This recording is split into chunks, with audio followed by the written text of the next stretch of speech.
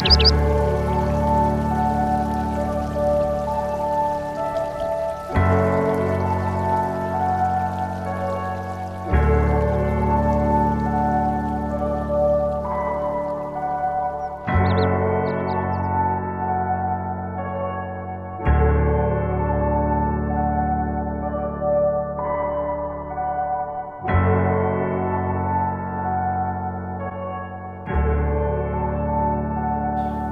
name is Don Samuel Knight. I am 84 years old, and I have a grandson that is interested in my history. Would you believe that?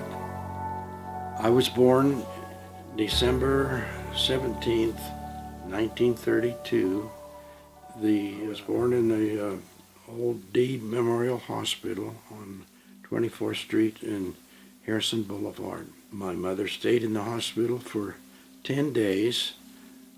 I'm not sure why, but I think the doctors at that time just let them stay as long as they wanted to. While she was in the hospital, my father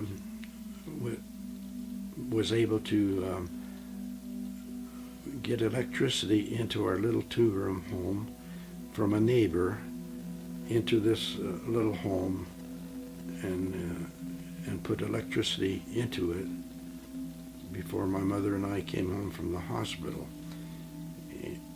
I think the only thing the electricity was used for was for lights. Even our water was from a hand pump that was installed in the basement.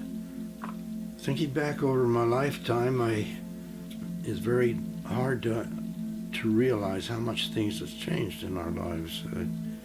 When I was a young boy, we thought fast food was what you ate on fast day, and outer space was the back row of the center theater.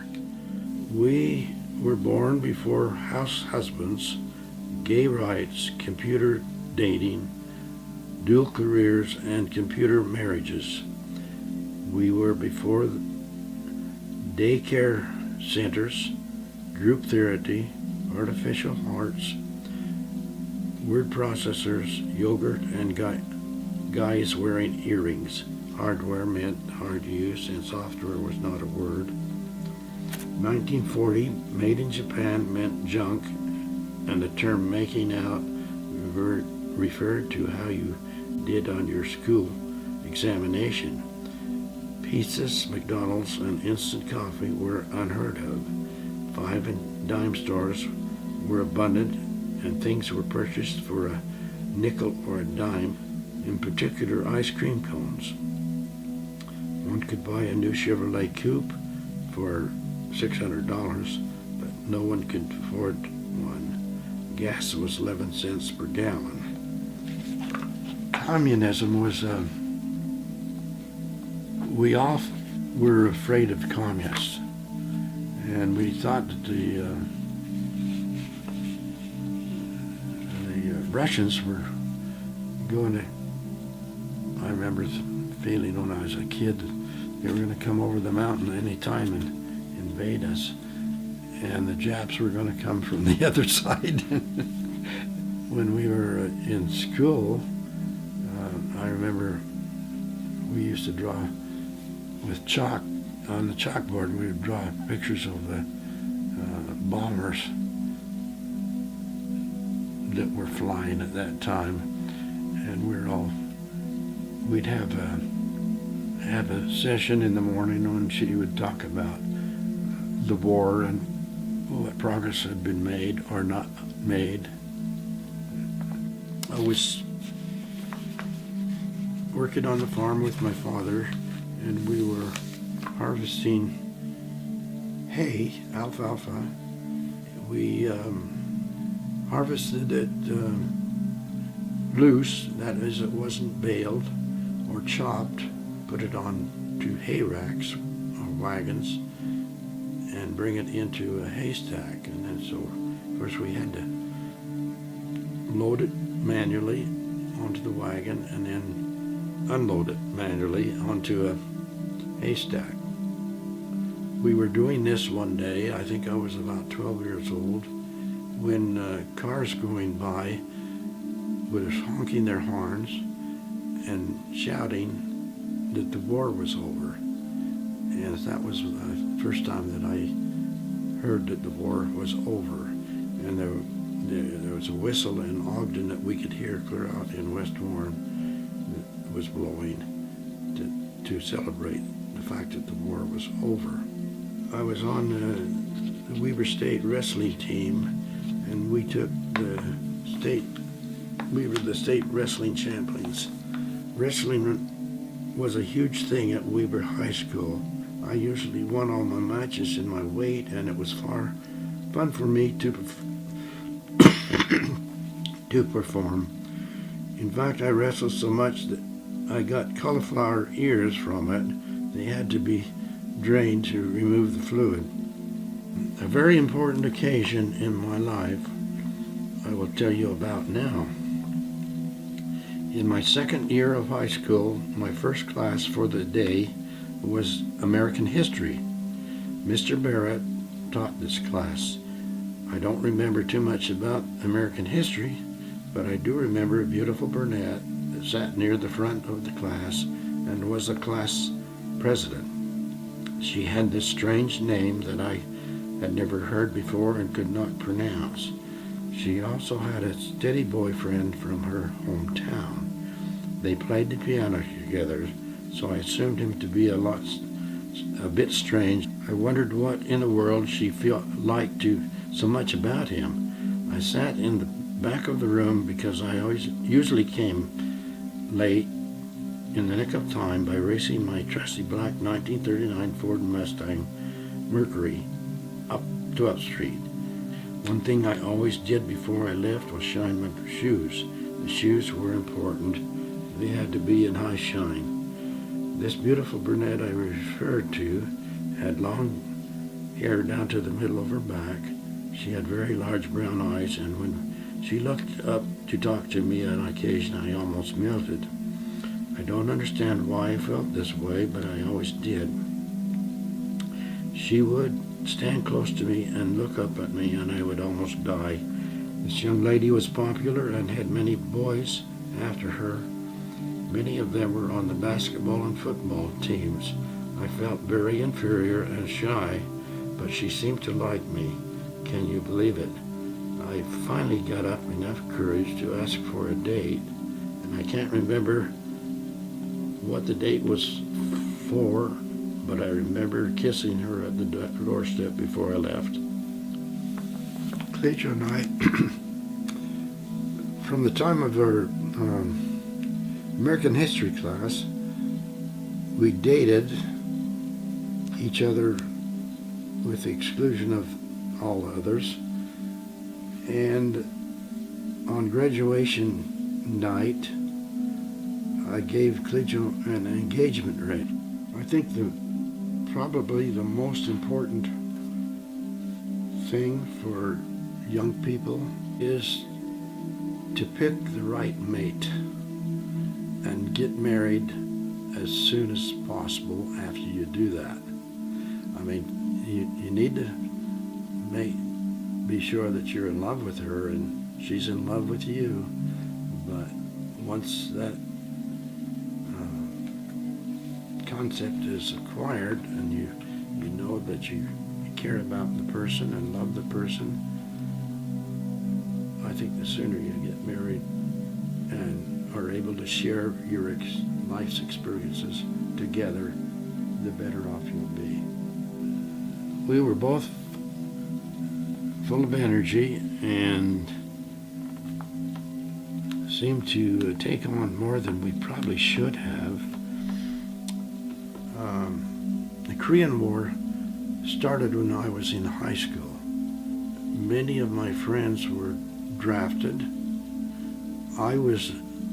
Because I was working on my father's farm, had a deferment and would not have had to go to the Korean conflict, except I did a stupid thing one day. I went For some reason, I felt that I needed to serve my time also. I went into the draft board and canceled my deferment. I didn't tell Clejo about this until later. When she found out, she told me, "Oh, that's too bad because I'm pregnant." And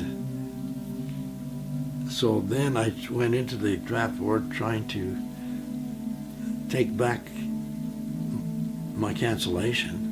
They wouldn't have anything to do about that. We went to Fort Ord for training.